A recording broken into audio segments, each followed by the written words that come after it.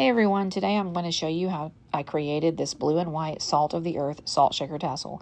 I always begin by laying my tying string right in the center of my self-healing mat. Then I start building my tassel by placing my yarn strips in a crisscross pattern.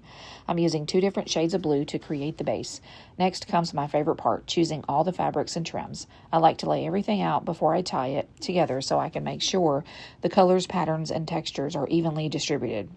This tassel has a total of 32 strips made up of blue florals, stripes, lace, denim, ribbons, trims, and a few other coordinating fabrics. Taking a few extra minutes here really helps create a balanced full tassel. Once everything is arranged the way I like it, I simply use that tying string underneath to secure the entire bundle together. Now it's time to prepare the wire. I cut a length from the spool and bend it into a U shape. Then I turn my tassel over, separate the bundle into 2 sections, and lay it back on the mat so I can position the wire right in the center.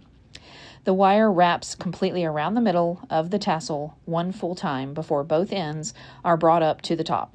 Then I use my pliers to pull everything nice and tight so the tassel is securely fastened. Now that the wire is doing all the work, I can trim away the ends of my original tying string. Next, I'm attaching my Salt of the Earth embellishment by tying it onto that same center wire. I do add 2 additional embellishments off camera, but I left those out since the process is exactly the same. Now for the fun part, the shaker. I remove the stopper from the bottom and feed both wire ends up through the inside of the shaker and out through the single hole in the top. Before closing everything up, I tuck the strings from my embellishments inside the shaker so they're hidden. Then I use my pliers to tighten the wires at the top, trim them down to about 2 inches, and create decorative loops with my looping pliers. Since this shaker only has 1 opening at the top, both wires come through that same hole, and that's perfectly normal.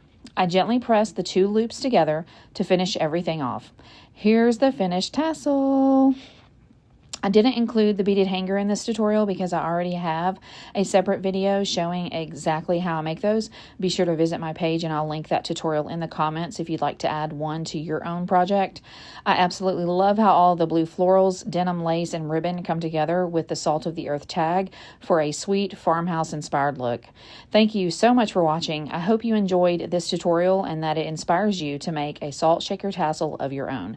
If you haven't already, be sure to follow my page so you don't miss future tutorials, inspiration, and creative projects. I'll see you in the next one.